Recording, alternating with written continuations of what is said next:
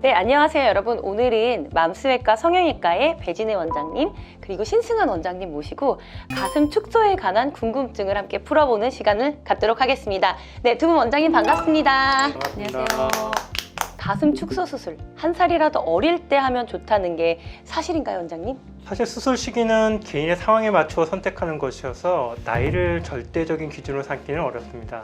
흉터가 걱정돼서 수술을 미루다가 나이가 들어서 어떤 기능적인 문제 때문에 피부가 점점 처지고 짓무름이 더 심해져서 마지막에 수술을 하시는 경우가 많은데요. 실제로 수술을 받고 나시면 진직할 걸 그랬다 하시는 경우가 많습니다.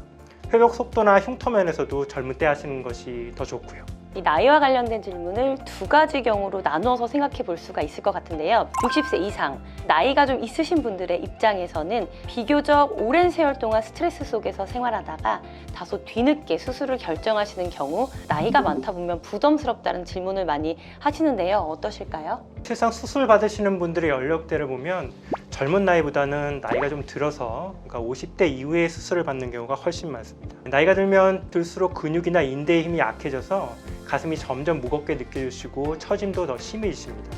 요즘은 100세 시대라고 해서요. 60대, 70대에도 사회생활을 활발하게 하시고 안티에이징에도 관심이 많으십니다. 축소 수술은 한 3시간 이내에 끝나는 수술이고 위험도도 생각보다 그렇게 높은 수술이 아닙니다. 3시간이면 수술 시간이 생각보다 그렇게 길지 않은데요, 원장님? 가슴은 몸 안에 있는 기관이라기보다는 그러니까 갈비뼈와 가슴 근육 바깥에 있는 일종의 피부 부속기관 같은 곳을 수술하는 것이기 때문인데요. 이를테면 근육 밑까지 박리를 해서 보형물을 넣는 가슴 확대 수술보다도 오히려 이 축소 수술이 통증이 훨씬 덜한 편입니다.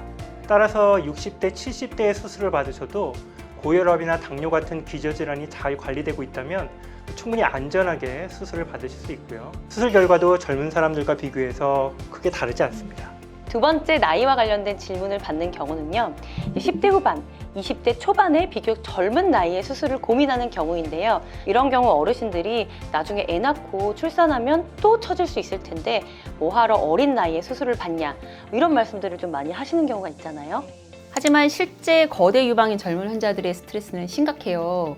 첫 번째는 심리적인 측면이고 두 번째는 신체적인 측면입니다. 남의 시선에 민감해질 수밖에 없어서 소극적인 성격이 되기도 하고 심리적으로 위축이 되어서 대인관계에 어려움이 있는 분도 계셨어요. 학업에 대한 스트레스만큼 큰 스트레스를 받으시는 분도 많습니다. 신체적인 면에서도 자세가 계속 구부정하게 변하게 되면서 척추질환의 원인이 되기도 합니다. 유선 조직을 많이 제거하는 수술이기 때문에 나중에 임신 출산을 하더라도 다시 수술 전만큼 커지거나 처짐이 많이 생기지는 않습니다. 심리적, 신체적 스트레스가 크게 작용한다면 저는 가급적 빨리 수술을 받는 것이 좋은 선택이라고 생각해요.